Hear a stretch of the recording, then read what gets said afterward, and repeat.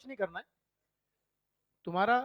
अपन सब कर लेंगे डिस्कशन ना, इलेक्ट्रो के सारा एक एक सवाल भी डिस्कस कर लेंगे, तुम्हारा मॉड्यूल ईएलपी भी, जो सवाल मैंने एलिट वाले पेपर में दिए थे, जो तुम्हारे इस पेपर में दिए और जो अगले पेपर में आएंगे, ये पूरे 90 क्वेश्चन का है कॉम्बिनेशन। 90 सवाल हैं ये, इस पेपर में जो थे उनको एलिट वाले जोड़ लीजिए, रिमेनिंग कुछ क्वेश्चंस और है जो बना रखे हैं, ये 90 सवाल है। वो जो बचे हुए सवाल हो सकता है मैं कि हर पेपर में 2 3 3 दे दूं।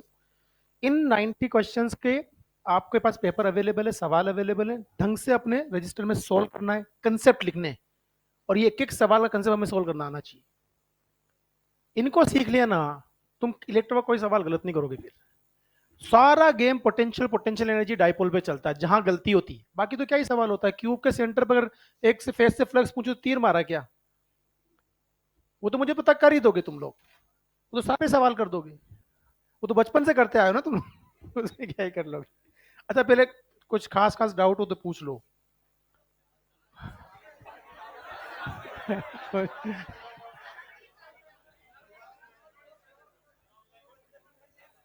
अच्छी बात यह है कि मेरे पास 15 20 बच्चों का मैसेज आया, और वो 15 बच्चों का मैसेज बहुत पॉजिटिव था कि सर पेपर सवाल सोल्व करने में मजा आया। सवाल बने नहीं बने वो भाड़ में गया, मजा आया, अच्छा लगा कि हाँ यार कुछ तो दिमाग लगाने वाली बात थी, घर जाके सोल्व करो, वही करना है। बाकी ठीक है, अब अगले पेपर से अपन क्या है, पेपर का पैटर्न बदलेंगे। हम पेपर को 2 कैटेगरीज में डिवाइड करेंगे। एक कैटेगरी में सवाल टिपिकल जो तुम्हारा नीट का पेपर आता है वही लेवल का होगा। एक कैटेगरी होगी जो कहीं ना कहीं आपको दिमाग लगवाएगी, वो तो मैं देता रहूंगा, उसमें कोई समस्या वाली बात नहीं।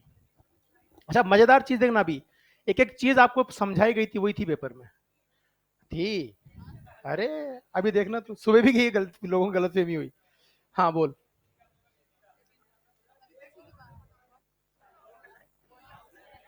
चुप चुप, अब टाइम देखो मेरे, आज मैं राइट 5 o'clock क्लास छोड़ दूंगा, तो टाइम कम है अपने पास। अभी बात करते हैं, क्वेश्चन नंबर 3 की बात कर रहे हैं, सब लोग ध्यान से सुनना। पहला वाला ही गड़बड़ कर दिया, ओ my God, O my God. चलो कोई बात नहीं, सुनो सवाल, शांति शांति। फिर अपन एक काम करते हैं, जो जो सवाल मुझे लगता है कि ये तुम्हें बताने जरूरी है वो मैं बता देता हूँ, बाकी एक बार आप सब करना फिर है ना। क्वेश्चन नंबर 1 की बात करते हैं, पॉइंट डिस्टर्बेंस नहीं है ना, चुपचाप ध्यान समझना। A point charge Q is placed inside a conducting spherical shell of inner radius 2r and outer radius 3r, right? Q कहां रखा हुआ है, बताओ ना गरीबों। अभी चर्चा नहीं यार, अब खत्म होगी ना बात, अभी आ जाओ फटाफट। देखो ये शेल है, राइट, ये कितना है 2r, ये कितना है 3r, यहां क्या रखा प्लस Q ना, अच्छा r पे रखा, चलो ठीक है। ये यहां से r डिस्टेंस पे क्या रखा प्लस Q, कहानी क्लियर। चलिए शाबाश। हमसे पूछा है the effective potential at the centre of the shell will be, जरा मुझे बताइए क्या इसकी वजह से यहां माइनस क्यू और यहां प्लस क्यू इंड्यूस होगा, देख लो भाई। हाँ अब सुनो, इसकी वजह से यहां पोटेंशियल कितना, ना ना के क्यू बाई आर, अरे यार इसकी पॉइंट चार्ज की वजह से आर डिस्टेंस पर, इसकी वजह से कितना माइनस के क्यू बाय 2r, इसकी वजह से कितना प्लस के क्यू, के क्यू को बाहर ले ले, सोल्व कर ले, इसमें क्या समस्या थी बोलो। देखो आप पता है प्रॉब्लम ये नहीं है, मैं तुम्हें समझना पड़ेगा बात को, बहुत जरूरी है। सबसे पहले दिमाग से कचरा निकालो कि मेरे सामने हमेशा वही प्रोफाइल का सवाल आएगा जो मैंने मेरे मॉड्यूल ईएलपी में कहीं ना कहीं देखा है, नहीं, मुझे मेरा कंसेप्ट अप्लाई करना आना चाहिए। ये जब तक दिमाग में नहीं लाओगे ना, अगर कंसेप्ट अप्लाई करना सीख गए ना, कोई सा भी सवाल तुम्हारे पास देखा जाए, यार आज सिंपल सवाल पूछा है, ये प्लस क्यू है, यहां माइनस क्यू, यहां प्लस क्यू इंड्यूस होगा, ये कहानी क्लियर। बोलो भाई, कोई भी स्फीयर जो जिसका रेडियस 3r हो, क्या अंदर वाले सभी पॉइंट्स पर पोटेंशियल यूनिफॉर्म देता है, तो ये कितना देगा अंदर वाले सभी पॉइंट्स पर के क्यू बाई 3r, ये माइनस क्यू, कितना डिस्टेंस यहां से 2r, कितना देगा, अरे डिस्टेंस पे डिपेंड करता है ना चार्ज पोटेंशियल, ये कितना देगा के क्यू बाई आर, इनको जोड़ दे यार, हेलो, हाँ जी। अगला सवाल, क्वेश्चन नंबर 2। इसमें भी कुछ भी नहीं था, बहुत सिंपल क्वेश्चन था। ये नहीं हुआ, ये बहुत सिंपल क्वेश्चन था। कोई बात ना, नहीं हुआ, हो मत होने दो। अभी देखना सवाल में क्या निकला, कुछ नहीं निकलेगा। पूरे पेपर, वो रंजीत सर तुम्हारे उसने देखा पेपर को, उसको मजा, वो हंस रहा था, वो बोले तेल निकल गया होगा लोगों का। ये तो, और उसने पेपर पूरा देखो, जो जिसको नॉलेज है ना फिजिक्स की, वो मजा करता है पेपर का। वो उसको पता है कि यार ये पेपर बनाया गया है और यहाँ आपने दिमाग लगाया थोड़ा सा। तो आप, ये तो है नहीं कि हम क्लास में बात नहीं कर रहे हैं उन सब चीजों की, सब कंसेप्ट आपको सिखाए गए हैं, आप उनको इंप्लीमेंट करना, उस ओरा से बाहर निकलो कि मुझे रटना है। सवाल देखना दूसरा क्या है। A conducting shell of radius R carries the charge minus Q. Conducting shell है मेरे पास, समझ जाना बस ध्यान से। कितना चार्ज इसका बताओ, माइनस क्यू ना। हेलो, रेडियस कितना है इसका, आर, ठीक है। A point charge plus Q place at the centre, यहां क्या रख दिया भैया, प्लस क्यू, बहुत बहुत धन्यवाद। इसकी वजह से अंदर फील्ड कितना, जीरो ना। इसकी वजह से यहां आर डिस्टेंस पे कितना, के क्यूब आए, कहानी क्लियर। सरफेस के बाहर वाले पॉइंट पे फील्ड कितना, जीरो। आप मुझे बताइए, क्या यहां से सरफेस तक, मतलब स्मॉल आर से कैपिटल आर तक, स्मॉल आर बराबर कैपिटल आर तक, क्या रेक्टेंगुलर हाइपरबोला आएगा, और फिर एकदम से जीरो हो गया ना, यहां खत्म।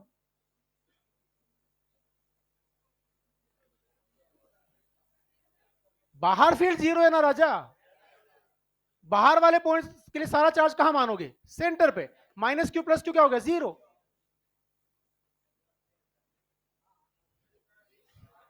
नहीं समझ में आया, ऐसे ही सोचेंगे। कैसे बोल, ना ना ना ना, कैसे सोचेगा, ये बात बता। सबसे पहले ये देख, इसको हमने माइनस क्यू दिया ना।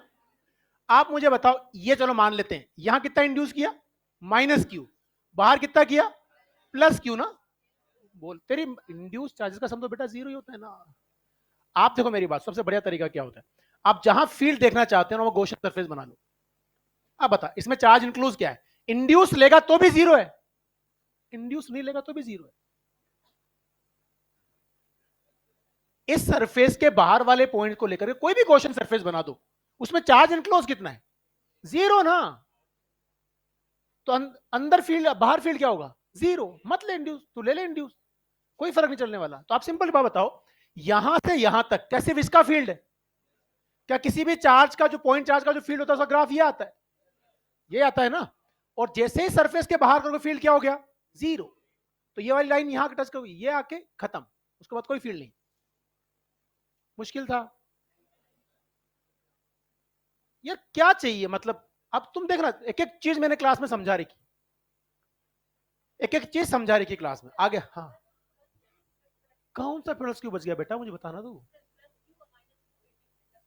ये प्लस क्यों अपन ने सेंटर पे रखा, ना ना, ये अपन ने बाहर वाले शेल को दिया। अब ये जो इंड्यूस करेगा तो माइनस क्यू प्लस क्यू करेगा ना, तो कैसे बच गया। ये प्लस माइनस कितना होगा, जीरो, और ये माइनस प्लस क्या होगा, जीरो।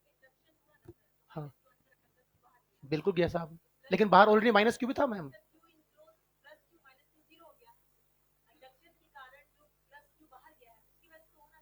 लेकिन जो इंडक्शन के कारण बाहर क्यों गया है, तो आपने माइनस क्यू भी तो बाहर दे रखा था। अच्छा,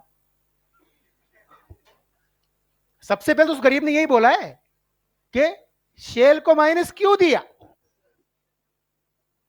अरे उसके बाद सेंटर पे रखा। सवाल नंबर 3 पे आ जाओ। अब से अपन एक काम करेंगे, मैं इसके लिए कमिटेड नहीं हूं, पर मैं आज मेरे दिमाग में यह सुबह भी बात आइडिया आया।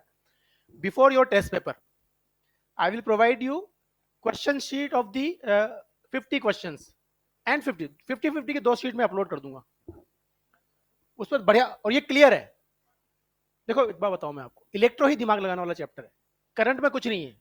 क्या है करंट में, या तो सीरीज पहले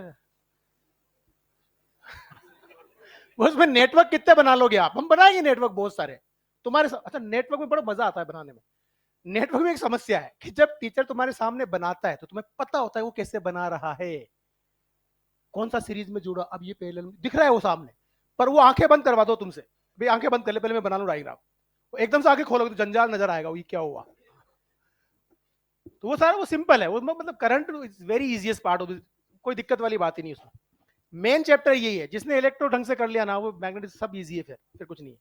आते हैं क्वेश्चन नंबर 3 पर। A conductor A is given a charge of amount plus Q, then placed inside the deep metal. बहुत बढ़िया सवाल है, समझना ध्यान से.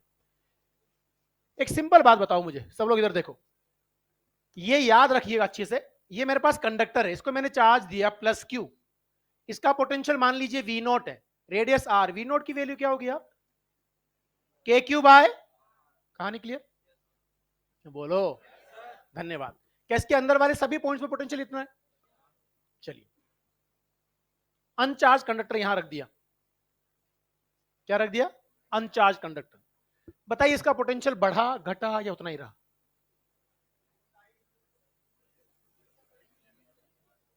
अनचार्ज कंडक्टर वहां रख दिया मैंने. बताइए इसका पोटेंशियल बढ़ा, घटा या उतना ही रहा?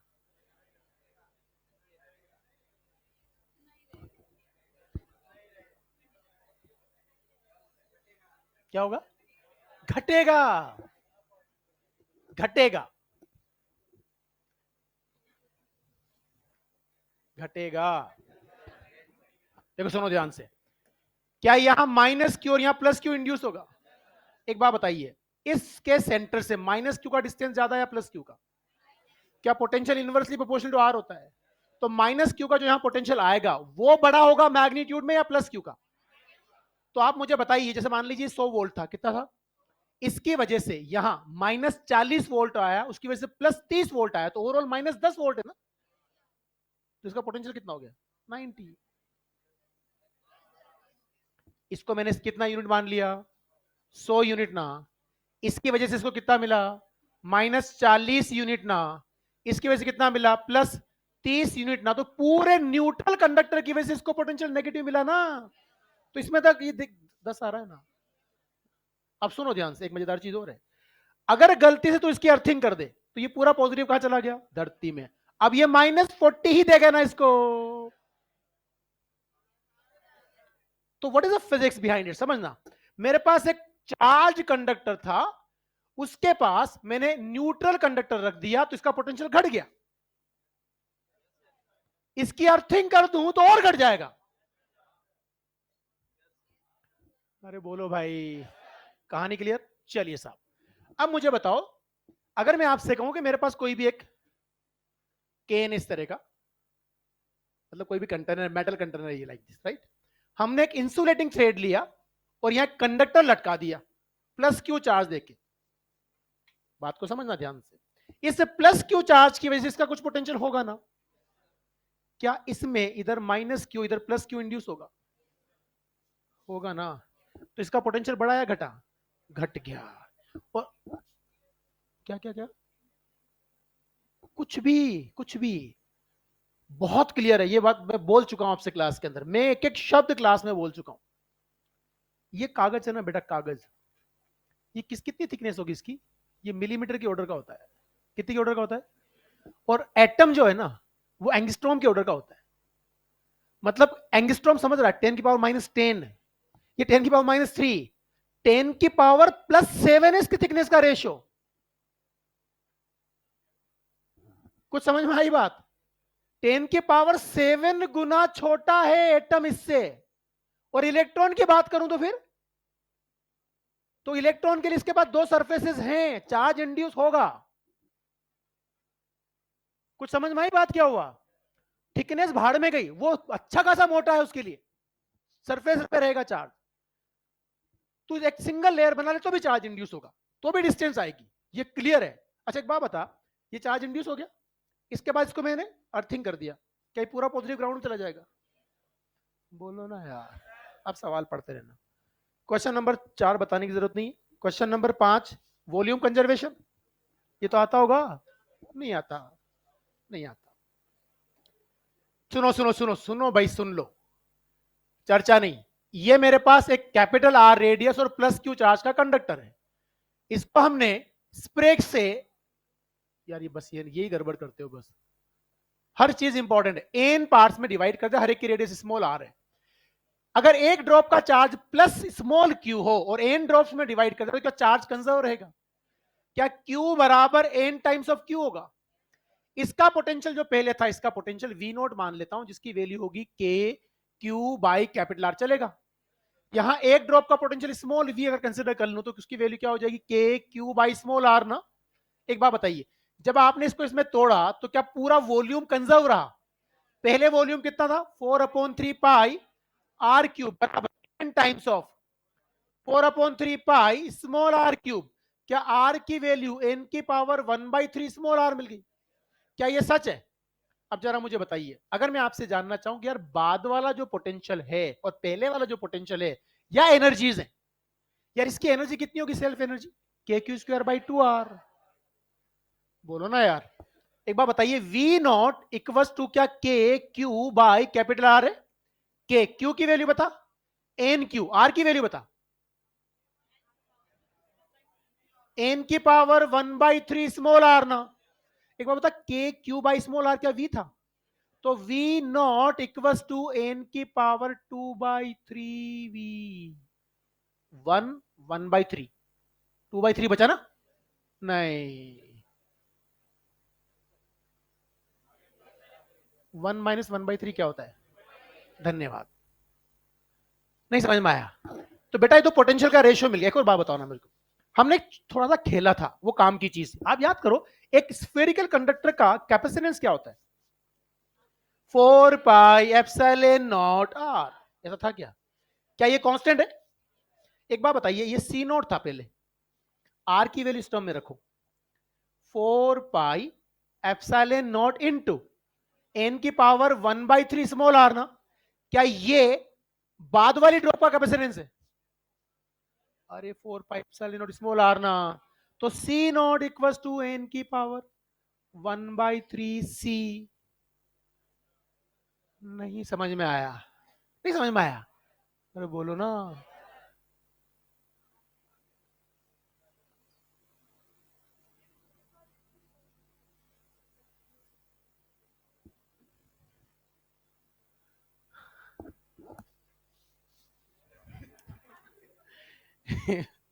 फ्लूइड वाले से नहीं करते। अरे भाड़ में गया, उसको उसकी तो चर्चा मत कर, अभी यहाँ फोकस कर। हाँ ये भी तो एक समस्या है ना। कुछ लोग सोच रहे हो कि यहाँ तो ऐसा कुछ भी नहीं है। आप क्या बता रहे हो? मैं पूछ क्या रहा हूँ, आप क्या बता रहे हो? सीधा सीधा चल, घर पहुंच जाएगा। समझना ध्यान से, ये कहानी क्लियर हुई नहीं हुई? मैम साहब कह रही है कि साहब फ्लूइड वाले से क्यों नहीं बताया। मैं यहाँ फ्लूइड लिखता हूँ, हमने फ्लूइड में ऐसा पढ़ा था ऐसा। अब ठीक है, फ्लूइड वाले से हो गया। फ्लूइड में हम ऐसा पढ़ते हैं ना, वॉल्यूम का जो सरफेस टेंशन याद करो, once upon a time there was a chapter known as surface tension. बड़ी ड्रॉप को छोटी ड्रॉप में तोड़ा, तो वॉल्यूम कंजर्वेशन से रिलेशन लाया करते थे ना हम लोग। अब आगे बात तो वरना सरफेस टेंशन चालू कर दूंगा मैं। अब यहाँ जाना। अब सुनो ध्यान से, क्या इसकी एनर्जी पता है कितनी? KQ² बाई 2 कैपिटल आर, उसकी एक की कितनी? K/Q² by 2 small are. अरे बोलो ना यार। चलो अब अपने सवाल पे आते हैं, right. Two equal drops, drop कितनी थी? दो।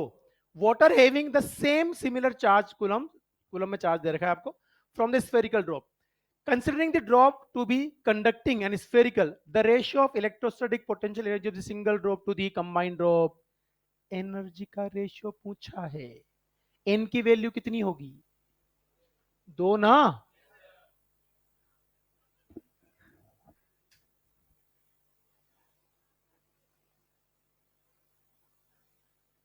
ठीक है कहानी। Small R, small R, small Q, Q, capital R. कहानी क्लियर? इसकी एनर्जी बताओ। U2 बोल रहा हूं, के Q² बाय, इसके टोटल बताओ। यू बताओ, U1 बताओ। एक की कितनी? KQ² बाय, है जी, इंटू 2 कर दूं क्या? एन की वैल्यू 2 है ना? नहीं समझ में आई बात? अच्छा ये भी कहानी, एक बार बताओ। Capital R equals to N की पावर 1/3 स्मॉल आर होता है ना? बोलो ना। क्या चार्ज कंजर्व रहेगा? क्या यह भी सच है कि ये 2Q के बराबर? नहीं है सच? पक्का ना? अब अभी जनरल फॉर्म चीज बात है, हम इसको कंपेयर कर सकते हैं आसानी से। अब जरा मुझे एक बात बताओ, U इक्वस टू के Q square by 2 capital R, समझना के ऐसे ना, क्यू बराबर एन क्यू ना, एन पे आ जाओ, क्यू बराबर एन क्यू आ जाए ना, कितना बना बताओ, N square Q square upon 2 into N की पावर 1/3 स्मॉल आर ना, के क्यू स्क्वायर बाई 2 आर, क्या बाद वाली एनर्जी थी, इसको यू नोट बोल देते हैं, यू नोट, राइट, ये यू नोट बोल देते हैं। बताओ क्या मिला, एन स्क्वायर अपॉन एन की power 1/3 into K Q square by 2 small R. कहां पे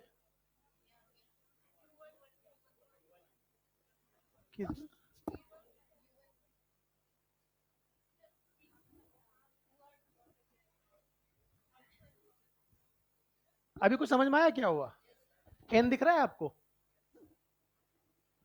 एन दिख रहा है क्या, ये नहीं दिख रहा है, ये 1/3 भी दिख रहा होगा, कंपेयर कर सकते हो क्या, धन्यवाद, ये भी नहीं दिख रहा, हाँ हाँ हाँ कुछ बोल, चुप चुप रो, चुप रो, हाँ, 1 मिनट, यस, 1 मिनट में कैसे सोल्व करेंगे, मैं तो पढ़ा रहा हूं ना राजा बाबू, 1 मिनट में ऐसे सोल्व करेंगे कि सब एनर्जी जो होती है वो होती है K Q square by 2 R, R की वैल्यू होती है एन की पावर 1/3 इंटू स्मॉल आर, और क्यू की वैल्यू होगी एन क्यू, 30 सेकंड में सोल्व हो जाएगा।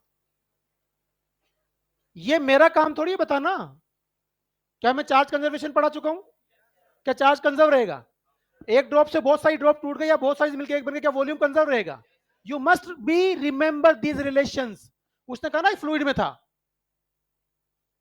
ये रिलेशन मास्टरी होनी चाहिए आपकी, कुछ समझ में आई बात, बहुत क्लियर है। अच्छा सबसे मजेदार चीज क्या है, वेरी, बहुत जो क्लियर, सबसे पहली बात यह है कि साहब आप ये बात क्लियर रखो कि जब मैं एक ड्रॉप से बहुत सारी ड्रॉप तोड़ता हूं या बहुत सारी मिलाकर के एक बनाता हूं, चार्ज कंजर्व रहेगा, बोलो ना यार, तो क्यू इनिशियल बराबर क्यू फाइनल करेंगे, वॉल्यूम कंजर्व रहेगा, ये भी क्लियर है, पोटेंशियल का फॉर्मूला आता है स्फीयर का, के क्यू बाई आर, कैपेसिटेंस का आता है 4 pi epsilon naught R, energy का आता है K Q square by 2 are, खत्म।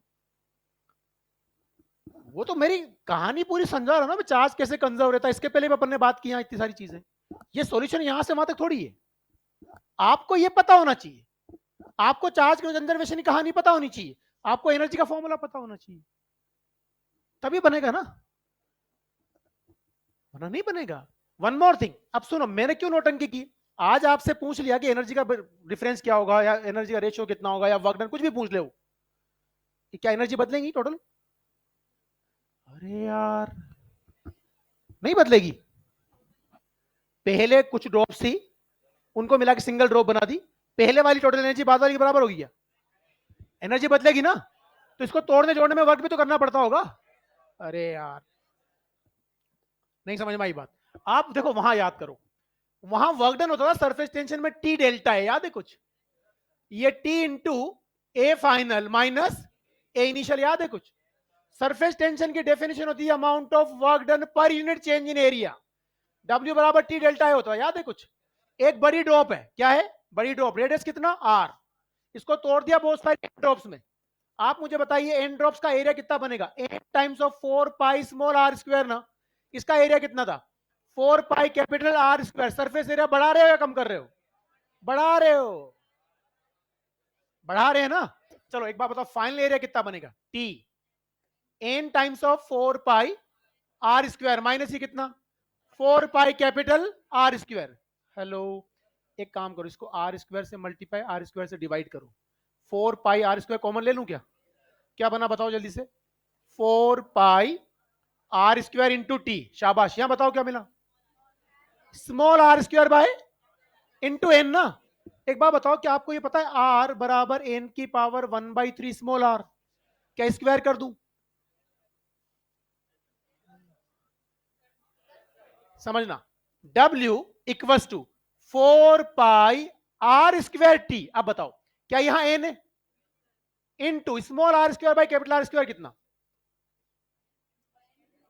एन की पावर, ये डिनोमिनेटर में जाएगा बेटा, ये इसको यहां लेके जा, इसको यहां लेके जा, small R square by capital R square N की पावर 1/n⁻²/3 ना, क्या लिख दूं यहां, n⁻⁻1 ना, क्या यह पावर 1 है, क्या ये 2/3, कितनी बची 1/3 ना, अरे 1 - 2/3 1/3, कितना वर्क आया 4πr²t n⁻⁻1/3 - 1। ऐसा कुछ होता था क्या, अगर ये वाटर ड्रॉप के बजाय सोप बबल होता तो 2 से मल्टीप्लाई कर देना, 2 सरफेस एरिया होता है। नहीं समझ में आई बात, ये सारी नोटंकी हम 11वीं क्लास में पढ़ते हैं, फ्लूइड मैकेनिज्म होता है ना सारा। अब ये अलग नहीं है, ये अलग नहीं है। आप मुझे बताओ, आपको ये आज के बाद याद होना ही चाहिए कि अगर मान लीजिए एक ड्रॉप है, उस ड्रॉप को मैंने बहुत सारी छोटी छोटी ड्रॉप में तोड़ दिया, इस प्रोसेस के अंदर वर्क डन की वैल्यू क्या होगी, तो आज के बाद याद होना चाहिए 4πr²t n⁻⁻1/3 मेडिकल की ड्रॉप बहुत तमीज से टूटती है, या तो 1 से 8 में टूटेगी, या 27, या 64, या 1000। 27 में टूटी तो ये 3, 8 में टूटी तो 2, 64 में टूटी तो 4, 1000 में टूटी तो 10। ये किसका है, ड्रॉप का, किसका है, 100 बबल होगा तो 2 से मल्टीप्लाई करना होता है, हमेशा ध्यान रखना है। तो ये कहानी क्लियर ना, वॉल्यूम कंजर्वेशन से आया ना, ये वॉल्यूम भी कंजर्व, चार्ज भी कंजर्व, फॉर्मूले तुझे पता है, कंपेयर कर। अब आज के बाद कोई भी सवाल ड्रॉप से वाला आए, तोड़ने जोड़ने वाला, तो सबसे पहले दिमाग में क्या है, चार्ज कंजर्व रहेगा। अरे रहेगा ना, समझदार बच्चा क्या करेगा कि साहब आपने अभी अभी बताया, वी का रिलेशन भी बताया, सी का भी बता दिया। अरे बोलो ना यार, वी का रिलेशन क्या मिला, वी नॉट बराबर क्या मिला, n⁻2/3 स्मॉल वी ना, तो ये n⁻2/3 स्मॉल वी। सी की वैल्यू क्या मिली, n⁻1/3 ये सी नॉट, नहीं सी नॉट इज इक्वल टू सी। हाँ, तो ये जो रिलेशंस हैं ये आपके दिमाग में क्लियर होनी चाहिए। अच्छा, इसमें सिंपल है, फॉर्मूला याद करना है, प्लस दिमाग में रखना हमने कंसेप्ट क्या लगाया, charge conservation and volume conservation, charge conservation and volume conservation. Surface area बढ़ता है, सरफेस एनर्जी बढ़ती। आप एक बात बताओ, आपने कई बार ऐसा देखा होगा, गर्मी के दिनों में कहीं फाउंटेन है, फाउंटेन चल रहा है, उसके आसपास वाले एरिया में टेम्परेचर डाउन रहता है, थोड़ी ठंडक होती है ना। देखो, दो अलग अलग चीजें होती है, एक होता है इवेपोराइजेशन, कि आपने स्प्रे कर दिया, ये आपकी स्वेटिंग हो रही है, पसीना आ रहा है, पंखा चला दो, ठंडक फील होती, तो वो जो हाई एनर्जी मॉलिक्यूल उनको वेपर की फॉर्म में उड़ गए ना, वो तो आपके यहां से एनर्जी कम होगी तो आपको कूलिंग फील होगी, वो अलग वजह है। लेकिन किसी फाउंटेन के आसपास ठंडक फील होना अलग वजह है। फाउंटेन का काम क्या होता है, फाउंटेन बड़ी बूंद को छोटी छोटी ड्रॉपलेट्स में तोड़ देता है, जब छोटी छोटी ड्रॉपलेट्स में टूटा तो सरफेस एरिया बढ़ता है, सरफेस एनर्जी बढ़ती है। जब सरफेस एनर्जी बढ़ रही है ड्रॉपलेट्स की, तो सराउंडिंग एनर्जी को एब्जॉर्ब कर रही है, जब सराउंडिंग एनर्जी एब्जॉर्ब होगी तो वहां का टेम्परेचर गिरेगा। नहीं समझ में आया, सराउंडिंग की एनर्जी जब डिप करेगी, सराउंडिंग में गैस ही है ना, हवा है ना भैया, उसकी एनर्जी कम होगी, इंटरनल एनर्जी कम होगी तो टेम्परेचर गिरेगा, आपको ठंडक फील होगी। कुछ समझ में आई बात, बहुत फंडामेंटल चीज, ये इसके लिए चैप्टर की मोहताजगी नहीं होनी चाहिए, रहोगे परेशान रहोगे। कब तक रिवाइज करोगे, कितना रिवाइज करोगे, 6 महीने में 3 महीने फिर भूल जाओगे। सिंपल है, सरफेस टेंशन वाले केस के अंदर एक बड़ी ड्रॉप छोटी ड्रॉप में टूट गई यार, वॉल्यूम कंजर्वेशन है, वर्क डन की वैल्यू क्या होती है, टी डेल्टा है, टी डेल्टा है क्या होगा, A final minus A initial, सब भाड़ में गया, 4πr² इंटू टी n⁻1/3 - 1। इतना तो पता होना ही चाहिए, बाकी वॉल्यूम कंजर्वेशन से रिलेशन पता होनी चाहिए। अब इसमें कई देखो लॉजिक है ना यार, समझो, दिमाग लगाना हमारा काम है। मैंने आपसे कहा इस प्रोसेस में इतना वर्क हुआ, अभी अभी आपने कहा सर कैपिटल आर बराबर n⁻1/3 स्मॉल आर होता है, मैं n⁻1/3 की वैल्यू पुट कर देता हूं यहां, बताओ ना गरीबों, W equal to 4πr²t n⁻1/3, बताओ कैपिटल आर बाय, चलेगा, अरे चलेगा ना, नहीं चलेगा, चलना ही पड़ेगा उसको, हाँ आर बाहर लो, 4πr³ इंटू टी, 1/r - 1, ये सब आपको खुद आना चाहिए। एक बात बताओ, ये क्यों लेकर आया मैं, मुझे पता है कैपिटल वी जो था ना वो 4/3πr³ था, 4πr³ 3v है, तो ये 3v है, 3vt 1/r - 1 ये ड्रेस बदल गई फॉर्मूले की, अरे बदल गई ना गरीबों, नहीं बदली ड्रेस वॉल्यूम के टर्म में आ गया ना, कुछ नहीं किया अपन ने, बस उल्टी सीधी वी लाना था मेरे को वहां पे। मुझे वी क्यों लाना है मेरे दिमाग में क्लियर है। वी का रिलेशन बहुत सारे, वी का रिलेशन मास से होता है। मास क्या होता है? Volume into density. अरे वॉल्यूम इनटू डेंसिटी, ये मास होता है ना। अब सुनना मेरी बात को ध्यान से।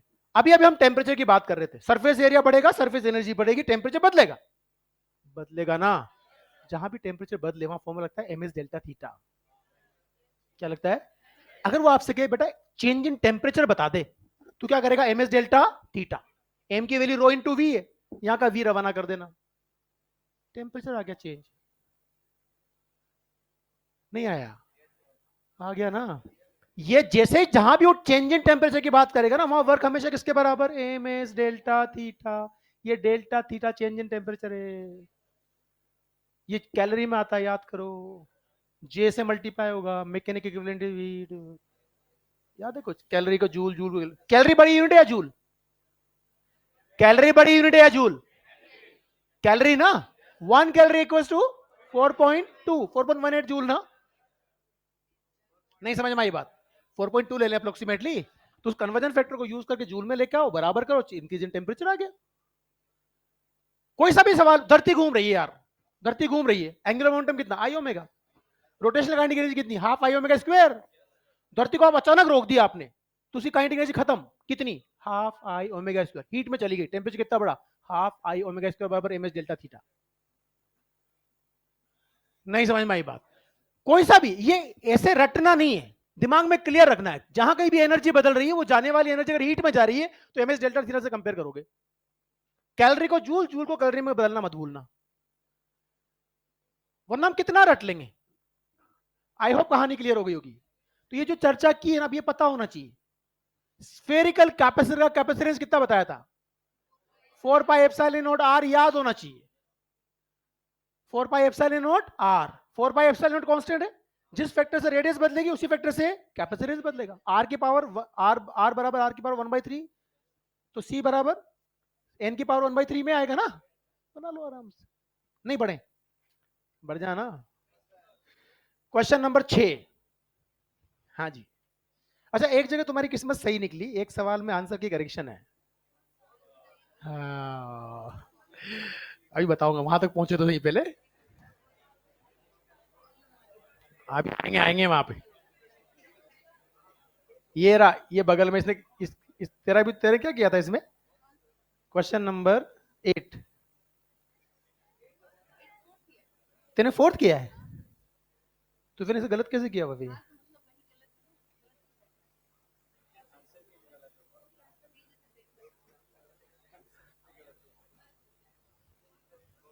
अभी बात करेंगे ना।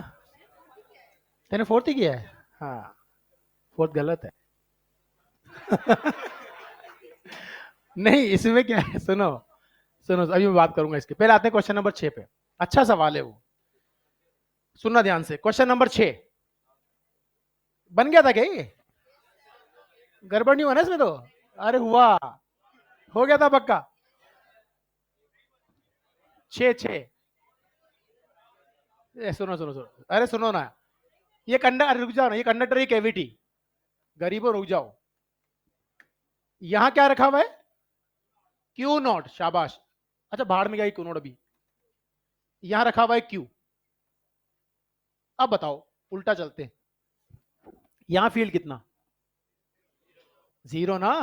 किसी भी कंडक्टर के अंदर कैविटी में फील्ड, उसको किसी भी बाहर वाले फील्ड में रख दो, उसके बाहर कितने भी चार्ज रख दो, अंदर फील्ड क्या? और किसी भी चीज को अगर मुझे बचाना है इलेक्ट्रिक फील्ड, जैसे कुछ डिवाइस होता है ना इलेक्ट्रिक फील्ड से खराब हो जाते हैं, हेलो, तो मुझे बचाना है फील्ड से, शील्डिंग करनी है उसकी, तो हम इलेक्ट्रोस्टैटिक शील्डिंग के लिए क्या करते हैं? केविटी में रख देते हैं उसको। केविटी में क्यों रखते हैं? वहां कभी फील्ड जाता ही। अब मुझे बताओ, अगर मैं आपसे कह रहा हूं यहां फील्ड नहीं है, ये कहानी क्लियर ना यार? बोलो ना। अच्छा, इस जीरो फील्ड की भी तो कहानी है कि सब देखो, अगर मैं आपसे पूछूं इसकी वजह से यहां फील्ड कितना, तो K Q by small R square, इधर इस पे इंड्यूस चार्जेस की वजह से उल्टा आके जीरो करेगा ना। ये कहानी क्लियर हो गई? फील्ड तो जीरो होगा ना कैविटी के अंदर। जीरो फील्ड में तो कोई क्यू नोट रख दे, इस पे फोर्स कितना लगेगा? 0, धन्यवाद। पर उस पे तो फोर्स लगेगा, उसमें नहीं लगेगा फोर्स? बोलना। कैसे लगेगा देखो सुनो, ये प्लस क्यू नोट, क्या यह माइनस क्यू नोट आएगा, क्या यहां प्लस क्यू नोट आएगा। अब सुनना ध्यान से, मैंने आर रेडियस का एक गॉसियन सरफेस बना लिया, बताइए क्या इस गॉसियन सरफेस पे के सेंटर पे जो चार्ज अज्यूम करूंगा इन तीनों का सम होगा, इन तीनों का सम कितना, क्यू नॉट, क्यू नॉट ना, तो क्या यहां फील्ड आएगा, आएगा ना, और जहां फील्ड है वहां चार्ज रखा तो उस पर तो फोर्स लगेगा, तो बाहर वाले पे फोर्स लगेगा, अंदर वाले पे फोर्स, कहानी क्लियर।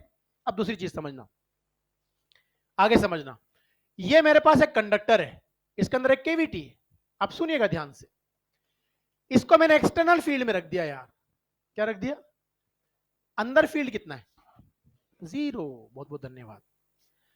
अब मुझे दूसरा जवाब दिए, अंदर फील्ड जीरो क्यों है, अंदर कोई फील्ड था ही नहीं इसलिए जीरो, या एक्सटर्नल फील्ड भी होगा, इंड्यूस चार्ज का फील्ड भी होगा, सब मिलकर जीरो बनाएंगे, जी नेट जीरो बनाते हैं ना। आप अपना वो सवाल याद करो जब अपन ने कहा था कि यहाँ ये देखो आर है, यहां चार्ज रखा हुआ है, सुनो ध्यान से, एक बात बताइए, ये प्लस क्यू है, यहां फील्ड कितना, इसकी वजह से इधर के क्यू बाय, इंड्यूस चार्ज इसका उधर ना उतना ही, बोलो ना, यहां एक्स डिस्टेंस पे इसकी वजह से किधर, इधर कितना, के क्यू बाय, और इंड्यूस चार्ज का अपोजिट, तो भी तो जीरो होता है, बोलो ना, धन्यवाद। इसका यह मतलब हुआ कि चाहे यहां बात करूं, यहां फील्ड जीरो है, यहां फील्ड जीरो है, जहां कहीं भी फील्ड जीरो है, बाहर भी फील्ड था, बाहर फील्ड था ना, आई बात समझ, और इंड्यूस चार्ज का भी फील्ड होगा, वो सब मिलकर जीरो बना रहे हैं ना। अब सवाल को समझना, क्वेश्चन नंबर 8 पे आ गया, अभी अभी 8 पे आते हैं, है ना, नहीं नहीं पहले 8 कर रहा हूं मैं भी, 8 हमने यहां कोई, अच्छा इससे बुरा तो नहीं मानोगे कि मैंने ये केविटी ऐसी थी तो यहां ओ है, यहां चार्ज रखा हुआ है, इससे फर्क तो ना चलेगा, बोलो ना यार, बोलो ना, क्या ये शेल है, क्या इस शेल के अंदर फील्ड जीरो होगा, क्या इस पर फोर्स जीरो होगा, एक बात बताइए, इस पर फोर्स जीरो होने की वजह क्या है, क्या एक्सटर्नल का फील्ड, सिर्फ बाहर का जो ये था इसका फील्ड जीरो है क्या, यहां पर इसका और इंड्यूस चार्जेस का मिलकर जीरो है ना, तो बताइए इस पर नेट फोर्स क्या होगा, क्योंकि नेट फील्ड जीरो है, ये सच है कि नहीं, ई की वजह से तो फोर्स होगा ना, और इंड्यूस चार्जेस का फोर्स उससे कैंसिल आउट कर रहा होगा। अब सवाल का ऑप्शन पढ़ लो आप सारे, पहला ऑप्शन पढ़ो, force on Q due to the E will be is zero, गलत है ना, अरे बोलो ना यार, net force on Q is zero, net force zero होगा ना उस पर, सही है, तीसरे पा जाओ, net force acting on Q and conductor shell considered as the system, गलत बात है, बोलो ना भाई, चौथे पा जाओ, net force acting on the shell due to ई, अरे बोलो ना, फील्ड का तो लगेगा ना, धन्यवाद। अब सातवें तो हो गया या नहीं भी हुई अभी, है जी, हो गया होगा ना, नहीं हुआ, बोलो ना, है हो गया, लेकिन समझा देते हैं, ठीक है। अब इनको करना है वापस, कम से कम, मैंने आज ही सुबह वाले बेच में कम से कम 4 सवाल इसी में से मॉडिफाई करके अगले टेस्ट में दूंगा, 4, और अगर यहां गलत हो गया, मैंने समझा दिया, आपने डाउट क्लियर, फिर भी गलत कर रहे हो तो फिर हम महामूर्ख हैं, अब गड़बड़ नहीं होना चाहिए, हाँ सेकंड सही है, हाँ सेकंड सही, 8 का सेकंड जाएगा, आंसर की करेक्शन होगा। Question number 7, a positive charge q is located at the center o of thin metallic neutral shell, select the correct statement from the following, shell है हमारे पास, चार्ज कहां है, अरे बोलो ना, ये पॉजिटिव चार्ज है प्लस क्यू, राइट, क्या यहां माइनस क्यू होगा और यहां प्लस क्यू होगा, बोलो भाई, चलिए साहब ऑप्शंस पे आते, electric field at any point outside the shell is zero, yes और नो, गलत, अरे यार बाहर आ जाओ, यहां पर आर रेडियस की गॉसियन सरफेस बनाओ, नेट चार्ज इनक्लोज कितना होगा, अरे मेरी माता, plus Q minus Q plus Q, तीन हो गए ना, एक ही गलती तो 2 बार कैसे कर सकती, अरे बेटा गॉसियन तो ये है ना, इसके अंदर इनक्लोज चार्ज कितना, इसकी बात कर रहे हैं ना भैया हम, देखो ये पता, ये समझने वाली बात है, तेने पहले भी इसको कंसिडर नहीं किया था और दोबारा हम उसी, मतलब ये कहीं ना कहीं मिसकंसेप्ट दिमाग में सेट है, उसको समझो ध्यान से। इंड्यूस चार्जेस का इफेक्ट जीरो होगा ना, गॉसियन सरफेस के अंदर एनक्लोज चार्ज क्यू तो आएगा ना भाई, plus Q minus Q plus Q will give the Q ना, और चार्ज एनक्लोज तो बाहर फील्ड होगा ना, तो आप बताओ बाहर नेट फील्ड कितना है, कुछ ना कुछ होगा ना, बोलो ना यार। धन्यवाद। अगले पे आते हैं, तो जीरो तो नहीं है ना भाई, फील्ड है। दूसरे बातें, the charge on the outer surface of the shell is minus Q, blunder, outer surface plus Q है। तीसरे पे आ जाओ, the outer surface of the spherical shell is equipotential surface, yes और नो। किसी भी कंडक्टर की surface equi potential होती है, नहीं समझ में आई बात। लास्ट ऑप्शन पे आ जाओ, the electric field at any point inside the shell outer side, गलत बात, अंदर तो फील्ड होगा ना, अंदर बताओ क्या इसका फील्ड होगा, इसका उसका जीरो, इसका तो होगा ना कि क्यों भाई, नहीं समझ में आई बात। एक एक ऑप्शन कंसेप्ट क्लियर करने के लिए है, एक एक ऑप्शन। बढ़ जाए आगे, क्वेश्चन नंबर 9। यहां तुम बढ़िया बेवकूफ बने, ये मैंने दो सवाल दिए थे, एक यहां एक बी पार्ट में, दोनों सगे भाई जो तुम्हें क्लास में करवाते, मैंने कहा था मैं कॉलम दूंगा पर मैंने कॉलम नहीं दिया, कॉलम में लेंदी हो जाता ना, इसलिए मैंने कॉलम हटाया। सुनो ध्यान से, शांति बनाए रखो, अभी गड़बड़ मत करना, देखता हूं तुम्हें कितना ज्ञान है उस कंसेप्ट को, जितना ढंग से मैंने समझाया था। ये सेंटर है, सेंटर से आर डिस्टेंस पर यहां एक चार्ज रख दिया प्लस क्यू, आवाज नहीं आनी चाहिए भाई, सुन लो ध्यान से, क्या रख दिया प्लस क्यू। हमसे सवाल में कहा जाता है प्लस कैपिटल क्यू रखा है, चलेगा, कैपिटल ही हो गया है ना। अब हमसे कहा जाता है ये पॉइंट पी है और distance L from the centre C, ये सी है, उन्होंने कहा ये एल है, इसके सेंटर से एल डिस्टेंस पे बाहर प्लस क्यू चार्ज रख दिया, कहानी क्लियर। अब जरा मुझे एक बात बताओ, सेंटर पे अच्छा चार्ज इंड्यूस होगा क्या माइनस क्यू प्लस क्यू, अरे होगा ना, सेंटर पर इंड्यूस चार्ज का पोटेंशियल कितना, बोलो ना, सेंटर पर इंड्यूस चार्ज का पोटेंशियल कितना, मतलब अगर मैं 3 बार पूछूं तो आंसर बदल जाएगा।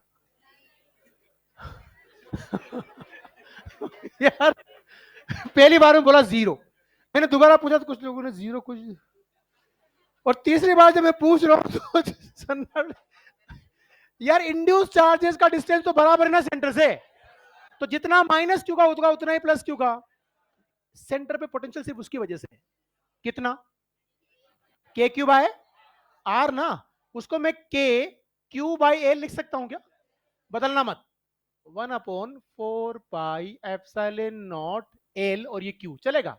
अभी सुनना, शांति बनाए रखो। अच्छा बताइए, यहां पोटेंशियल कितना, के क्यू बाय, मतलब वो ना, बोलो ना, यहां फील्ड कितना, के अंदर वी कांस्टेंट होता है पक्का। अगर इस लाइन पे मैं कोई जी पॉइंट कंसीडर कर लूं, यहां से डिस्टेंस का जीपी है, तो यहां पोटेंशियल कितना, उतना, तो यही तो आंसर होगा।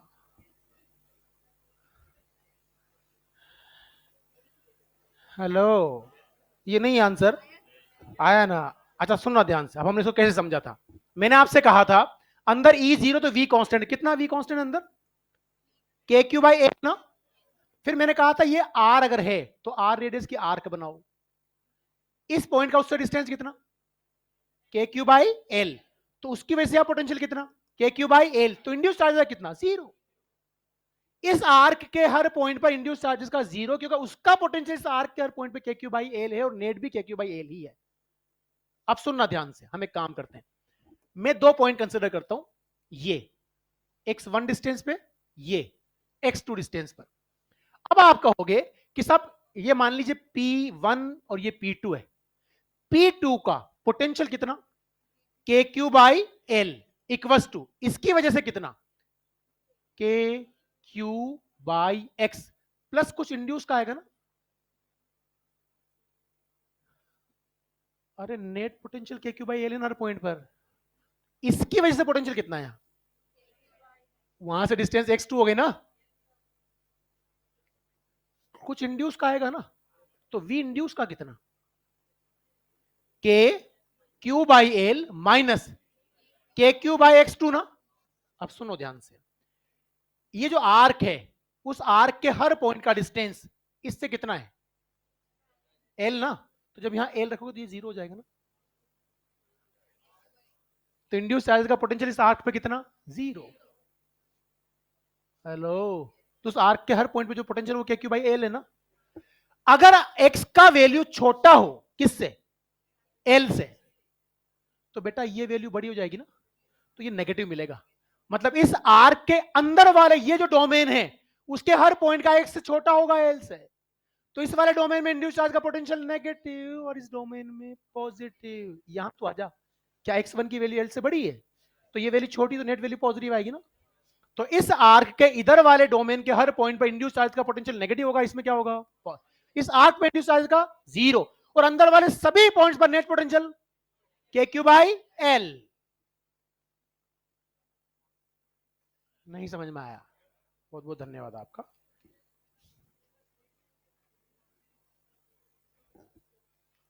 से कैसे हुआ? हाँ,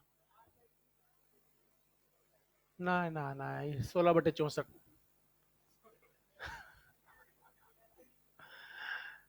कैसे नेग्लिजिबल मान सकते हो आप? हमने कहा था कि आर आर जो है वो छोटा है एल से। देख छोटा लिख रखा है वहां, मतलब उल्टा लिखा हुआ है ऐसे। एल बड़ा है आर से, बात एक ही ना, तो बुरा मान जाओगे, वहां तो ऐसे लिखा हुआ है, आप ऐसे लिख रहे हो, ये सच है ना। अगर मैं ऐसा लिखता L is very very greater than with respect to R, तो नेग्लेक्ट करता, वो कहानी नहीं है। इसका सिंपल सा मतलब है कि वो जो पॉइंट है वो बाहर है, आर से बड़ा है एल, इतनी सी बात है बस। पर रियलिस्टिक ये समझ में आया नहीं आया? ये समझ में आया नहीं आया? Question number 10 again is very good question. इसका एक भ्राताश्री हमने किया था क्लास में। मैंने कहा था दूंगा मैं एग्जाम में, पर बदल के दूंगा। तेरा क्या आ रहा है? और वास्तव में क्या आ रहा है? -4 क्यों? सुन लो, ये सवाल ना, सवाल नंबर 10। हेलो, और यार सवाल नंबर 10 ये अगले टेस्ट में भी मिलेगा आपको। मैं फोटो ले रहा हूं इसका, आज ही जाके बनाऊंगा सवाल। फिर भी गलत करो तो फिर शुद्ध बेवकूफ है हम लोग। एक बार 4 दोस्त थे जो ट्यूशन पढ़ने जाते थे, और रास्ते में सब्जी मंडी पड़ती थी। क्या पड़ती थी? अब सब्जी मंडी में तो फ्रूट वाले होते हैं, तो वो छिलके विलके फेंकते हैं, गंदगी पड़ी होती है ना। तो कई बार उनका मस्ती करते हुए जाते थे, ध्यान नहीं होता, तो केले के छिलके पे गिरा पाओगे, फिसल जाते थे। एक दिन चारों जा रहे, तो एक खड़ा हो गया दूर, तो पीछे खड़ा हो गया, बाकी लोग निकल लिए आगे। उन्होंने कहा कि यार कैसे खड़ा हो गया तू? केले का छिलका पड़ा है। कि तू पड़ा है तो क्या करे, कि आज फिर फिसलना पड़ेगा। जो खत्म हो गया। नहीं समझ भाई बात? बोले यार जोक भी इतना कॉम्प्लिकेटेड है क्या? ओ माय गॉड, नहीं पल्ले पड़ा। ये हमारे कॉलेज में रूल होता था, पता है? अभी तो मुझे नहीं पता। इंडिया के सभी मेडिकल कॉलेज में कुछ रूल कॉमन है, कुछ कॉमन होते हैं रूल। वो रूल अराइज कैसे होते हैं कि जो प्रोफेसर हैं वो एक कॉलेज के पढ़े हुए, तो हर कॉलेज में वो होता है, तो वो मर्ज हो जाता है। तो ऐसा था कि आपसे जोक सुना किसी ने। अब यार जोक का कई बार ना डेप्थ इतना ज्यादा होता है। वो एक जोक एक और है कि एक शेर ने, राजा था जंगल का, सब लोगों को जोक सुनाया, सब लोग हंसे, गधा नहीं हंसा। गधा 2 दिन बाद हंसा। नहीं समझ में आई बात? गधा 2 दिन बाद हंसा। तो शेर तक मैसेज में आज क्यों हंस रहा है? बोले, "सर, आज समझ में आया कि कल आप क्या बोला था।" तो वहां ऐसा था कि अगर किसी ने जोक सुनाया और आपको हंसी नहीं चली और जोक खत्म, अब पता ही नहीं पड़ा, आप तो इंतजार कर रहे हो कि यार जोक आगे भी होगा।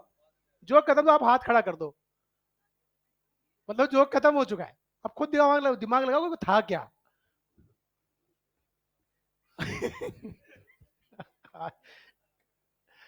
अरे यार, कोई बात नहीं। सुनो सुनो सुनो सुनो, सुनना ध्यान से।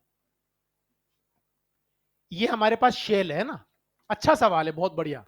इसी की प्रैक्टिस करना बार बार, और अगर डेटा बदल दे तो हम कैसे सोल्व करेंगे, मतलब अलग अलग डेटा लेके 2-4 बार इसकी प्रैक्टिस करना पड़ेगा, ठीक है? अंदर एक सॉलिड कंडक्टर है, क्या है? अंदर वाले की रेडियस कितनी है? आर। ये कितना है? आर। ये कितना है 2r, ये कितना है, बहुत बढ़िया। आप सुनो ध्यान से, हमसे कहा जाता है रेडियस आर है, हाँ +10 क्यू, इसको कितना चार्ज दिया, +10 क्यू, ये सच है, बोलो ना। अब पहला सवाल, इसका गलत क्या आया तेरा आंसर। अब तो मुझे एक सवाल का जवाब, सब लोग ध्यान से सुनना, इसका पोटेंशियल कितना है अभी अंदर वाले का, कितना है,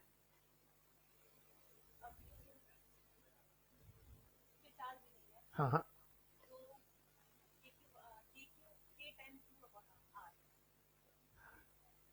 3r, हाँ सही बताया तूने, मतलब मैंने रोल कर लिया था इसको मारने के लिए। हाँ 10 kq/3r ना। किसी भी कंडक्टर को जब चार्ज देते हो तो चार्ज उसकी सरफेस पे रिजाइड करता है, उसके अंदर वाले सभी पॉइंट्स पर पोटेंशियल सरफेस के, तो अंदर वाले को मैंने कोई चार्ज नहीं दिया फिर भी उसका पोटेंशियल पॉजिटिव है ना। अगर किसी के पास चार्ज नहीं है फिर भी पोटेंशियल पॉजिटिव है और मुझे उसका पोटेंशियल जीरो करना, तो मुझे क्या करना पड़ेगा, उसको नेगेटिव चार्ज देना पड़ेगा। तो जब हम उसकी अर्थिंग करते हैं तो धरती से नेगेटिव चार्ज आ जाता है ना। हम एक काम करते हैं, मान लीजिए जब आपने इसकी अर्थिंग की, क्या की अर्थिंग, तो इस पर चार्ज क्यों आ गया, हेलो, अब सुनना, क्या ये माइनस क्यू होगा, अरे होगा ना। अब सुनना, ये जो माइनस क्यू है वो यहाँ इंड्यूस करेगा और यहाँ कितना माइनस क्यू ना। अब एक बात बताइए, ये जितने भी चार्जेस हैं उन सब की वजह से इसका जो पोटेंशियल आएगा उसका सम क्या होना चाहिए, जीरो। खुद की वजह से बताओ, -kq/r ना, इसकी वजह से बताओ, +kq/2r, बहुत बढ़िया। 10q की वजह से बताओ, +10kq/3r ना, -10 के ना ना ना sorry, -kq/3r must be equal to 0 ना। नहीं समझ में आया, करो सोल्व, 4q आएगा।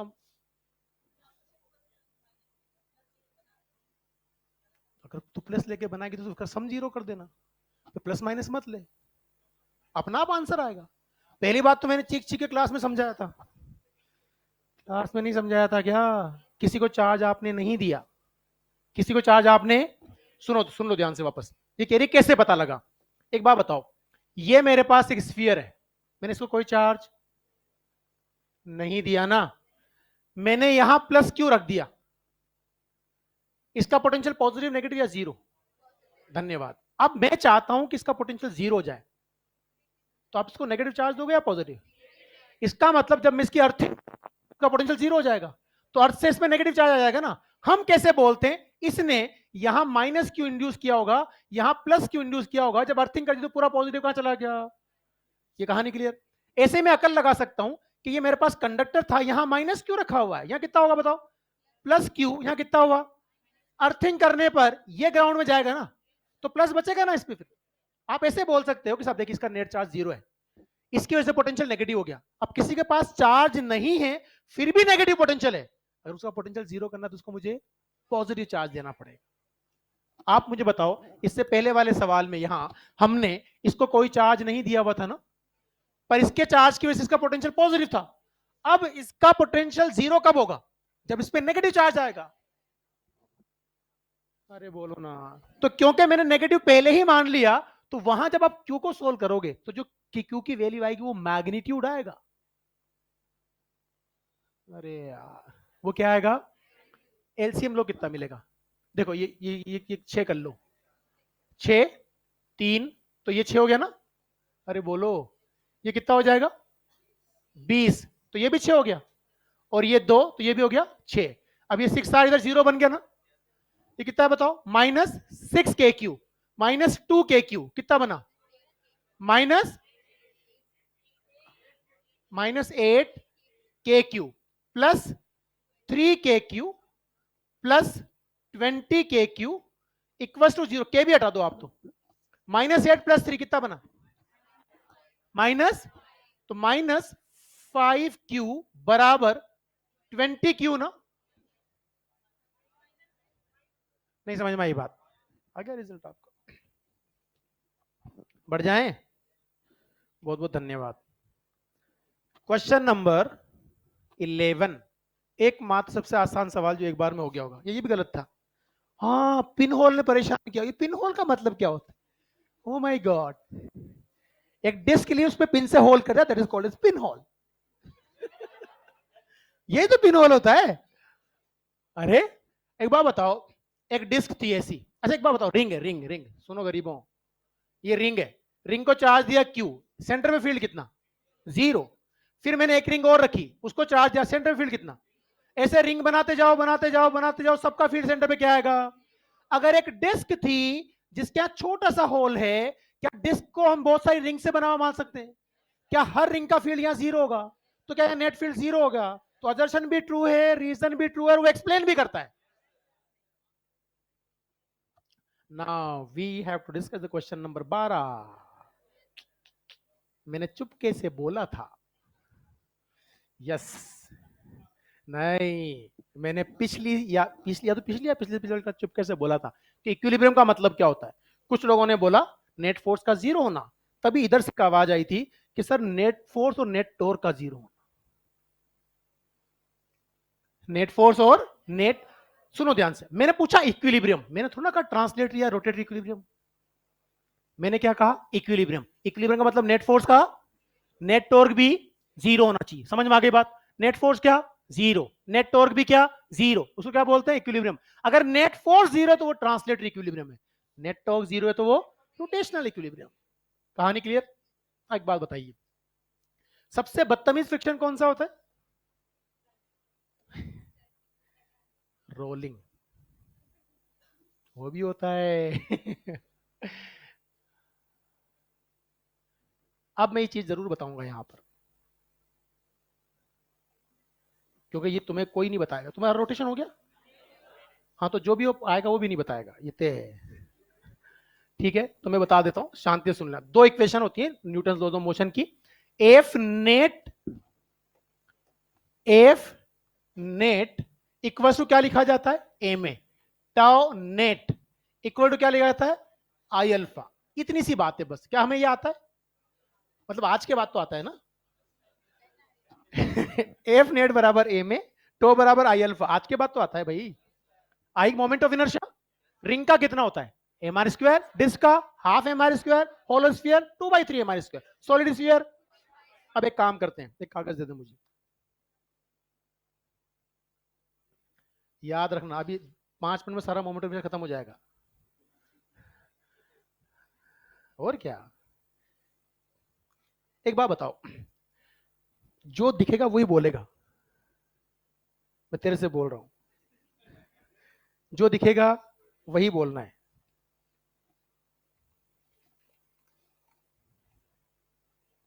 ये स्ट्रक्चर क्या है? ये सिलेंडर बता रहा है भाई। ये रिंग है इधर से, फिर मैं क्या, जो दिखेगा वो बताएगा। ये 2 बार का है कि जो दिखे एक बार बताइए, बहुत दूर तुम्हारे सामने ऐसा कोई सिलेंडर रखा हो तो तुम्हें तो रिंग दिखेगी ना, ऐसा पड़ा हो तो रोड दिखेगी। तो एक होलो सिलेंडर एक रोड भी है और एक रिंग भी है, असल में वो दोनों का कॉम्बिनेशन है। अब एक सिंपल चीज समझना, बड़े काम की चीज है, आज के बाद जीवन में नहीं रटोगे मोमेंट ऑफ इनर्शिया, और याद और रहेगा। रात के 12 बजे उठा के पूछेगा ना कितना इसका, बता देगा। हालांकि तू रिंग नहीं बता पाया, लेकिन एम आई बता देगा तू। अब सुनो ध्यान से, असल में हमें ये सबको पता होता है कि किसी पार्टिकल का मोमेंट ऑफ इनर्शिया आई जो होता है ना, वो एम आर स्क्वायर होता है। हमें सबको पता है। एम बदलूंगा, बदलेगा क्या? बोलो ना। आर बदलूंगा, क्या बदलेगा? तो मास पर डिपेंड करता है क्या? मास की एक्सिस ऑफ रोटेशन डिस्टेंस पर डिपेंड करता है क्या? मतलब एक्सिस ऑफ रोटेशन की पोजीशन पर डिपेंड करेगा। हेलो। और मास पे तो डिपेंड करता ही है। अच्छा मैं आपको एक, ये मास है ना, एक फ्लेक्सिबल पुट्टी नहीं होती, बच्चे खेलते हैं, पुट्टी पुट्टी मतलब क्या हुआ? क्ले, क्ले क्ले, बच्चे खेलते हैं ना। मैंने क्या किया, एक क्ले की बॉल सब बच्चों को पकड़ा दी, बोले अपने अपने शेप में ढाल लो। किसी ने रिंग बनाई, किसी ने डिस्क बनाई, किसी ने अपने अपने से उसको अलग अलग डिस्ट्रीब्यूट कर दिया ना। जब अलग अलग तरह का एक ही मास से अलग अलग तरह से डिस्ट्रीब्यूट करेगा, सबका मोमेंट ऑफ इनर्शिया अलग अलग आएगा। तो तीसरा फैक्टर क्या मिला? क्या तीसरा फैक्टर क्या? पहला किस पे डिपेंड करेगा? दूसरा रेडियस नहीं, this is called as perpendicular distance from axis of rotation, not radius. M R square में आर क्या होता है? Perpendicular distance from axis of, तो एक्सिस ऑफ रोटेशन की पोजीशन पे डिपेंड करेगा क्या? मास पे डिपेंड करेगा क्या? मास डिस्ट्रीब्यूशन के टाइप पे डिपेंड करेगा क्या? धन्यवाद, ये सारी दुनिया को पता होता है, हमें भी पता है। दो चीजें जिन पर डिपेंड नहीं करता वो याद रखना। अगर मैं मास को रोटेट कर दूं एक्सिस ऑफ रोटेशन का अराउंड, मोमेंट ऑफ इनर्शिया में कोई चेंज, क्योंकि पता है क्या होगा, जैसे मान लीजिए मैं आपसे को ये सर्कल है, ये एक्सिस है, ये एक्सिस है, मैंने एम मास को यहां रख दिया, ये आर है, बताओ इसका परपेंडिकुलर डिस्टेंस कितना? आर, तो मोमेंट ऑफ इनर्शिया कितना? अगर मैं इसको फैला दूं एक आर्क में, ऐसे आर्क में फैला दिया यहां से यहां तक, क्या हर मास का परपेंडिकुलर डिस्टेंस आर ही है? तो moment of inertia M R square ही रहेगा। आधी रिंग बना दे तो भी, पूरी बना दे तो भी एम आर स्क्वायर। कहानी क्लियर? कहानी क्लियर? किसी भी मास को, ये एक्सिस है, ये एक्सिस ऑफ रोटेशन है, ये आर है, यहां रखा मास, मोमेंट ऑफ इनर्शिया कितना है जी? अच्छा, ये कुछ साइड डॉटेड बना दी, इसको उठा के यहां रख दिया, कितना? यहां रख दिया, कितना? एक्सिस के पैरेलल शिफ्ट करने से चेंज दो बातों से नहीं बदलेगा, घुमा दूं तो नहीं बदलेगा, ऐसे शिफ्ट कर दूं तो नहीं बदलेगा। एक बात बताइए, यहां पॉइंट मास रखा था, मोमेंट ऑफ इनर्शिया कितना? घुमा दिया तो कितना? घुमाने के बाद ऐसे खींच दिया तो भी, तो होलो सिलेंडर का एम आर स्क्वायर ही होगा ना। नहीं समझ में आया? अब मुझे बता, एक मजेदार चीज है, रोड का moment of inertia with respect to end क्या होता है? M L square by 3। End के अबाउट बेटा M L square by 3, centre mass के about M L square by. अब सुनना ध्यान से, एक बहुत मजेदार चीज है, फिर से तू ही बताना है ना। हाँ जी, हाँ जी, हाँ जी, हाँ जी। ये स्ट्रक्चर क्या है? धन्यवाद, क्या है ये? रोड है ना। मोमेंट ऑफ इनर्शिया कितना? आर नहीं होता, एम एल स्क्वायर बाय कितना? क्या मैंने मास को एक्सिस के पैरेलल शिफ्ट कर दिया? गंजे तू इधर देख ले,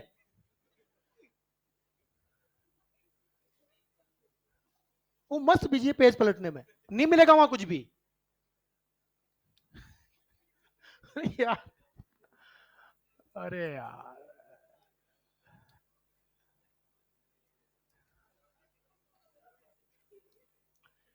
कितना?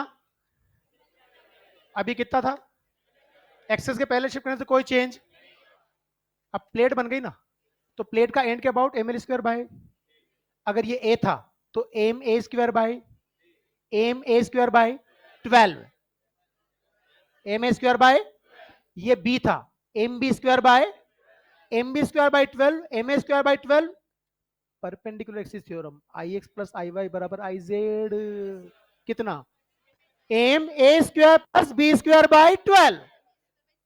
ना ना ना ना, वो तो ये तो रेक्टेंगल है ना बेटा। अरे यार, जिस प्लेन में दो एक्सिस होती हैं परपेंडिकुलर, इसके अबाउट सम इसके बराबर होता है, आई एक्स प्लस आई वाई बराबर आई जेड। समझ में आ गई बात? अच्छा एक बात बताओ, ये आई एक्स मान लेता हूं, M A square by 12, M B square by, क्या परपेंडिकुलर है? इसके बराबर था M A square plus B square by 12। अगर स्क्वायर होता तो ए बराबर बी, तो एम ए स्क्वायर बाई 6 हो जाता। नहीं समझ में आया? पक्का? एक थ्योरम और होती है, आई बराबर I C plus M D square, I बराबर I C plus M D square. सुन लेना ध्यान से, वो क्या बोलती है कि कोई भी रिजिड बॉडी है, इसके सेंटर मास से जाने वाले एक्सिस का about moment of inertia I C है, इसके पैरेलल एक्सिस का अबाउट बताना है जिसके बीच का डिस्टेंस डी है, तो इसके बराबर क्या होता है? आई बराबर I C plus M D square. कहानी क्लियर? अब सुनना ध्यान से, ये रिंग है, रिंग का ये कितना? एम आर स्क्वायर ना, ये कितना? M R square plus M R square, 2 M R square. अरे IC is M R square ना, क्या पैरेलल है एक दूसरे के? तो M R square plus M D square कितना बनेगा? 2 एम आर स्क्वायर ना। डिस्क का इसके अबाउट कितना? एम आर स्क्वायर बाई 2, तो इसके अबाउट कितना? 3/2 M R square plus M R square कर देगा ना। नहीं समझ में आई बात? अरे बोल भाई। अच्छा एक बात बता, अभी मैंने तेरे को एक बात बताई थी कि भाई तूने कहा था, वापस आते हैं अपनी जगह पे, ये जो स्ट्रक्चर है मेरे पास, ये स्ट्रक्चर क्या है? कहां गया ओपन? यस, ये बताओ, एज ए रोड कितना, M L square by, as a ring, ring का डायमीटर का वर्ड याद है, एम आर स्क्वायर बाई 2 आधा होता है। नहीं नहीं नहीं नहीं, एक बार बताओ मेरे को, आईडी प्लस आईडी, ये भी आईडी, ये भी आईडी, इन दोनों का सम ये है क्या? तो आईडी प्लस आईडी बराबर एम आर स्क्वायर, तो आईडी बराबर एम आर स्क्वायर बाय 2। अगर डिस्क होती तो डायमीटर का word M R square by 4। क्या इधर से ये रिंग है तो एम आर स्क्वायर बाय, इधर से रोड है तो एम एल स्क्वायर बाई 3, दोनों है तो जोड़ दे। एक होलो सिलेंडर का एंड के अबाउट एज ए रोड तो कितना, M L square by 3, as a ring कितना, दोनों को जोड़ दे, ये इसका मोमेंट ऑफ इनर्शिया है। अगर ये सॉलिड सिलेंडर होता तो एज ए डिस्क कितना, M R square by 4, as a rod कितना। अगर मैं आपसे कहूं कि ये मेरे पास होलो सिलेंडर है, ये मेरी एक्सिस ऑफ रोटेशन है, एक्सिस ऑफ रोटेशन की है, बताओ क्या डायमीटर से जा रही है, बोलो। तो एज ए रिंग कितना, M R square by 2, as a rod कितना, तो सिस्टम का कितना, M L square by 12 plus M R square by, solid होता तो M R square by 4 plus M L square by 12। नहीं समझ में आया, कहानी क्लियर हो गई? अच्छा मुझे एक बात बताओ, ये जो स्ट्रक्चर थी, सुनना, ये स्ट्रक्चर थी, ये ए ये बी, तो ये कितना था, M A square plus B square by 12, पक्का ना? तो ये कितना होगा कि सर ये डी बता दो बस मुझे, I C plus M D square, नहीं समझ में आया? क्यूबोइड, नहीं समझ में आया, नहीं आया ना? एक और दे, एक और दे दे, धन्यवाद। ये स्ट्रक्चर क्या कहलाती, क्यूबोइड ना? अगर ये प्लेट होती तो ये M A square by 12, M B square by, ये कितना, M A square square by, क्या ये आईसी है? अगर यहां से कॉर्नर का डिस्टेंस बताओ डी, तो इसके अबाउट निकाल सकता है ना? अच्छा बताओ, प्लेट को मास ऐसे शिफ्ट कर दिया एक्सिस से पैरेलल, बदलेगा क्या? तो जो प्लेट का है वही क्यूबोइड का होगा ना? नहीं समझ में आई बात? जो प्लेट का है वही क्यूबोइड का होगा। अब अपनी जगह पे आ जाओ वापस, ये पेन ले तेरा, अब सुनना ध्यान से, एक बहुत इंटरेस्टिंग चीज है। क्या तुम्हें एफ बराबर एम ए आता है? बोलना, क्या बकवास कर रहा हूं मैं, ये तो तुम्हें आता ही नहीं होगा। एफ बराबर एम ए, क्या टाउ बराबर आई अल्फा आता है? बोलो, कहानी क्लियर, आता है ना? अब सुनना बहुत मजेदार चीज, अगर मैं आपसे कहूं कि बेटा जी ये मेरे पास एक रिंग है, अच्छा एक इंटरेस्टिंग चीज क्या है, ये टेबल है, इसके और जमीन के बीच में कोएफिशिएंट ऑफ फ्रिक्शन म्यू है, कितना फ्रिक्शन लग रहा है अभी, 0, क्योंकि ना तो रिलेटिव मोशन है ना ही मोशन टेंडेंसी है। फ्रिक्शन पिक्चर में कब आता है, जब रिलेटिव मोशन या मोशन टेंडेंसी हो। कहानी क्लियर? एक बार बताओ, इस मोबाइल पे कितना फ्रिक्शन लग रहा है? बहुत बहुत धन्यवाद। अब कितना लग रहा है, एंगल थीटा पे ले गया मैं, अब कितना लग रहा है?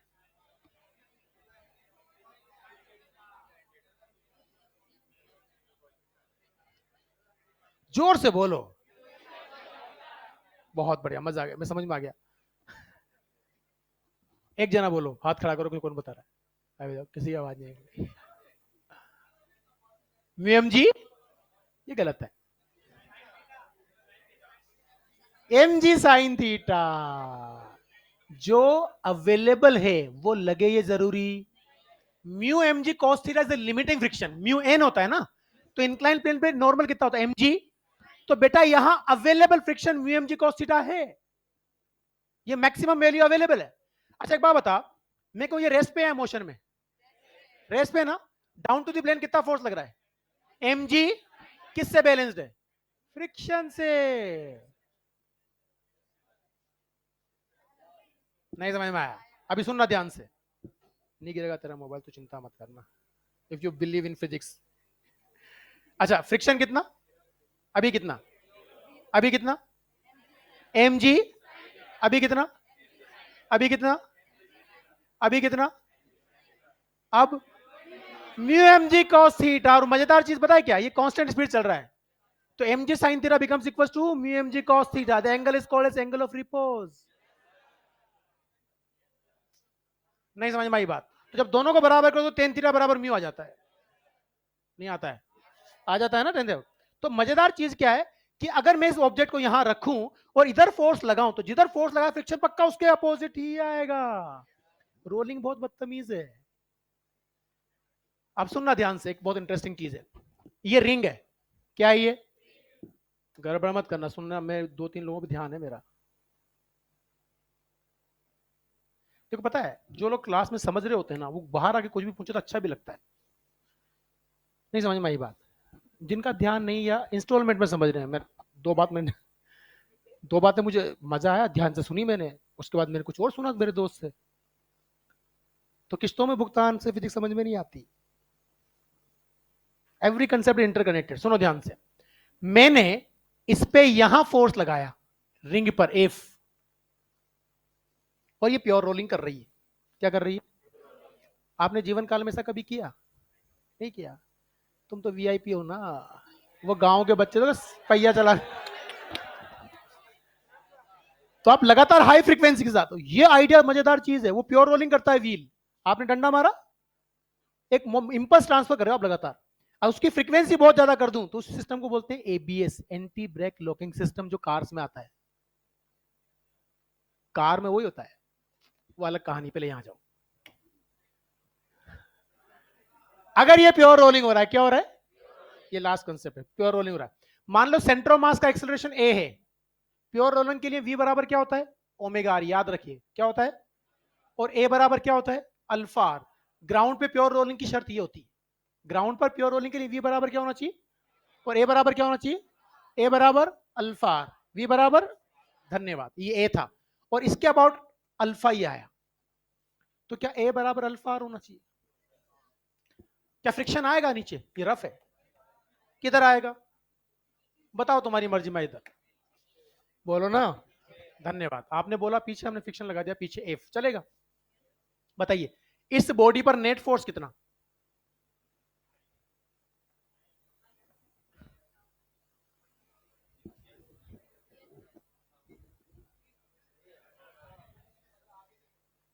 अरे अभी वो तो हो गया एक बार। ये this is the beauty of physics, if you give the wrong direction of any concept, answer will be automatically come with the negative sign. जो चीख चीख के बोलेगा तेरे डायरेक्शन उल्टी ले ली बेटा, उल्टी है। तो अगर अभी नेगेटिव साइन आ जाएगा, एफ एफ का जो भी वैल्यू हम लाएंगे वो अगर नेगेटिव आ गया तो तेरा डायरेक्शन गलत ही उल्टा कर दे। एफ जीरो आ गया तो फ्रिक्शन था ही नहीं, जबरदस्ती ले लिया। रोलिंग बहुत बदतमीज है। रोलिंग फ्रिक्शन, रोलिंग फ्रिक्शन पता है क्या होता है? फ्रिक्शन एफ की डायरेक्शन में भी आ सकता है, पीछे भी आ सकता है और ना भी आए। असल कहानी क्या है कि इसके सेंट्रोमास को, सेंट्रोमास के अबाउट एंगुलर एक्सेलरेशन देने के लिए जितना टॉर्क चाहिए, प्योर रोलिंग मेंटेन करने के लिए जितना टॉर्क चाहिए, वो अकेले इससे मिल गया तो फ्रिक्शन नहीं आएगा। इससे कम मिला तो इसी के डायरेक्शन में दूसरा टॉर्क आना चाहिए, तो फ्रिक्शन को पीछे आना पड़ेगा। एक बात बताओ, इसका टॉर्क किधर है? आगे नहीं होता है, क्लॉकवाइज तो एंटी क्लॉकवाइज होता है, टॉर्क आगे होता है। देखो, टॉर्क देखने का सबसे आसान तरीका है, पहिया बनाओ, जिसके अबाउट टॉर्क ढूंढ रहे हो, फोर्स लगा के देखो किधर घुमाएगा, क्लॉकवाइज एंटी क्लॉकवाइज? तो टॉर्क भी क्लॉकवाइज जा रहा है। ये किधर घुमाएगा? ये भी क्लॉकवाइज घुमाएगा। अगर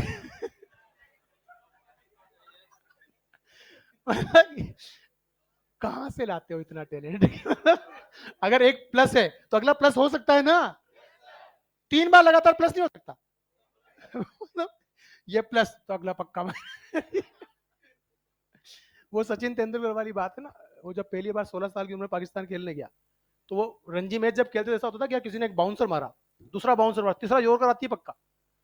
वसीम अकरम उसको एक बाउंसर मारा तो अगली बॉल तैयार था कि यॉर्कर आएगी, फिर बाउंसर आया, आपको तो पक्का यॉर्कर आएगी, फिर बाउंसर आया, 6 के 6 बाउंसर। हेलो, तो आप पहले से माइंड सेट नहीं कर सकते। बहुत सारे फोर्स ऐसे लग सकते हैं कि सारे एक ही डायरेक्शन में टोक दे भाई। आपने यहां कील ठोकी, इधर खींचा, किधर घुमाएगा इसको? तो दोनों टोक किधर दे रहे हैं? क्या दोनों का टोक सेम डायरेक्शन में आएगा? बताओ, इसका टोक कितना? एफ आर ना, इसका कितना? एफ आर, दोनों सेम है ना, तो प्लस कर दूं, बराबर आई अल्फा। आई कितना? M R square for the ring ना। अल्फा की वैल्यू कितनी? ए बाई आर, ए बराबर आई। ये कंसेप्ट आज के बाद आना चाहिए। ये कहानी क्लियर? टॉर्क, नेट टॉर्क बराबर आई अल्फा और नेट फोर्स बराबर एम ए, बस इतनी सी कहानी है। हेलो, सुनो, क्या यहां से आर कॉमन लूंगा? आर कॉमन लेके यहां जाएगा तो ये हो गया रवाना। आपको ऊपर वाली इक्वेशन क्या मिली? एफ माइनस एफ बराबर एम ए। नीचे वाली क्या मिली? एफ प्लस एफ बराबर एम ए। ये तभी पॉसिबल जब एफ जीरो हो। और एफ माइनस एफ भी M A, F plus F भी एम ए, और एफ तो पक्का जीरो नहीं है, मतलब कैपिटल एफ जीरो नहीं है ना, तुमने लगाया यार। तो फ्रिक्शन कितना है? मतलब फ्रिक्शन आया ही नहीं, रफ थी फिर भी फ्रिक्शन नहीं आया। अब सुनना मेरी बात को ध्यान से, इन दोनों को ऐड करोगे आप तो क्या ये रवाना हो जाएगा? 2f बराबर 2m है ना, बोलो यार। तो f बराबर क्या? m है। अगर f बराबर ही m है तो ये तो था ही नहीं फिर। अब सुनना ध्यान से, मान लो ये डिस्क होती, दुनिया का हर सवाल कर लोगे आप इससे, हम ड्रेस बदलेंगे, डिस्क होती तो क्या ये कहानी यही रहती? ये तो यही रहती ना, इसमें ये 2 हो जाता। नहीं समझ में आई बात? तो ऊपर वाली इक्वेशन क्या बनती? एफ माइनस एफ बराबर एम ए। नीचे वाली क्या बनती? एफ प्लस एफ, ना ना ना ना ना ना ना, हाँ एफ प्लस एफ बराबर एम ए बाई टू। नहीं समझ में आया? बाई टू ही तो था बस, कहानी क्लियर? अब इनको ऐड करो तो ये तो रवाना हो गया। 2f बराबर कितना? 3ma बाय 2 ना, तो f बराबर कितना? 3ma बाय, अगर f बराबर 3ma बाई 4 है और f प्लस f बराबर ma बाई 2 है तो स्मॉल f की वैल्यू कितनी आएगी? ma by 2 minus 3ma by 4,